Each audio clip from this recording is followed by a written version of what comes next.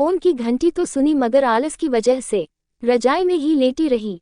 उसके पति राहुल को आखिर उठना ही पड़ा। दूसरे कमरे में पड़े फोन की घंटी बजती ही जा रही थी।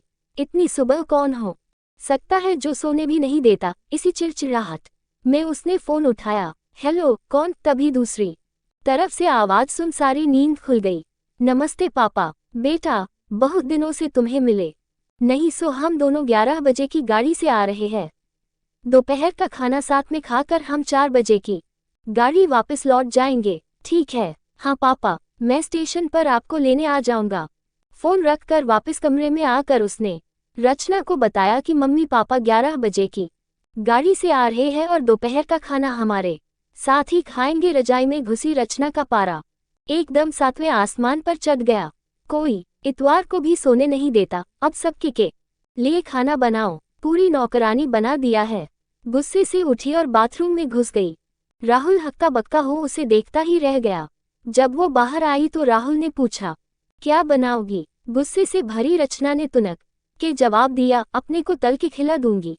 राहुल चुप रहा और मुस्कुराता हुआ तैयार होने में लग गया। स्टेशन जो जाना था थोड़ी देर बाद गुस्सेल रचना को बोलकर वो मम्मी पापा को लेने स्टेशन जा रहा है, वो घर से निकल गया। रचना गुस्से में बड़बड़ाते हुए खाना बना रही थी। दाल सब्जी में नमक मसाले ठीक है या नहीं की परवाह किए बिना बस करछी चलाए जा रही थी। कच्चा पक्का खाना बना बेमन से पराठे तलने लगी तो कोई कच्चा तो कोई जला हुआ। आखिर उसने सब कुछ खत्म किया। नहाने चली गई, नहा के निकली और तैयार हो सोफे पर बैक मैगजीन के पन्ने पलटने लगी। उसके मन में तो बस ये चल रहा था कि सारा संडे खराब कर दिया। बस अब तो आए, खाएं और वापस जाएं। थोड़ी देर में घर की घंटी बजी तो बड़े बेमन से उठी और दरवाजा खोला। दरवाजा खुलते ही उसकी आंखें हैरानी से फटी की फटी रह गई और मुंह से एक शब्द भी नहीं निकल सका।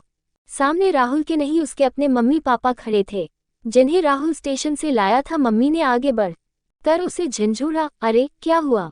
इतनी हैरान परेशान क्यों लग रही है? क्या राहुल ने बताया नहीं कि हम आ रहे हैं? जैसे मानो रचना के नींद टूटी हो। नहीं मम्मी, इन्होंने तो बताया था, पर रर चलो आप अंदर तो आओ। राहुल तो अपनी मुस्कुराहट रोक नहीं पा रहा था। कुछ देर इधर उधर की बातें करने में बीत गया। थोड़ी देर बाद पापा ने कहा, रचना गप्पे ही मारती रहोगी या कुछ खिलाओगी भी? ये सुन रचना को मानो सांप सूंघ गया हो। क्या करती? बेचारी को अपने हाथों ही से बनाए अधपक्के और जले हुए खाने को परोसना पड़ा। मम्मी पापा खाना तो खा रहे थे मगर उनकी आंखों में एक प्रश्न था जिसका वो जवाब ढूंढ रहे थे। आखिर इतना स्वादिष्ट खाना बनाने वाली उनकी बेटी आज उन्हें कैसा खाना खिला रही है?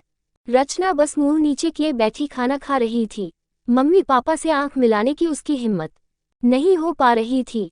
खाना खत्म कर सब ड्राइंग रूम में आ बैठे। राहुल कुछ काम है, अभी आता हूँ कहकर थोड़ी देर के लिए बाहर निकल गया। राहुल के जाते ही मम्मी, जो बहुत देर से चुप बैठी थी, बोल पड़ी, क्या राहुल ने बताया नहीं था कि हम आ रहे हैं? तो अचानक रचना के मुंह से निकल गया, उसने सिर्फ ये कहा था कि मम्मी पापा लंच पर आ रहे हैं। मैं समझी उसके मम्मी पापा आ रहे हैं। फिर क्या था? रचना की मम्मी को समझते देर नहीं लगी कि ये मामला है। बहुत दुखी मन से उन्होंने रचना को समझाया, बेटी हम हो या उसके मम्मी पापा, तुम्हें तो बराबर का सम्मान करना चाहिए। मम्मी पापा क्या, कोई भी घर आए तो खुशी खुशी अपनी हैसियत के मुताबिक उसकी सेवा करो। बेटी जितना किसी को सम्मान दोगी उतना तुम्हें ही प्यार और इज्जत मिलेगी। जैसे राहुल हमारी इज्जत करता है उसी तरह तुम्हें भी उसके माता पिता और संबंधियों की इज्जत करनी चाहिए। रिश्ता कोई भी हो, हमारा या उसका, कभी फर्क नहीं करना। रचना की आंखों में आंसू आ गए और अपने को शर्मिंदा महसूस कर उसने मम्मी को वचन दिया कि आज के बाद फिर ऐसा कभी नहीं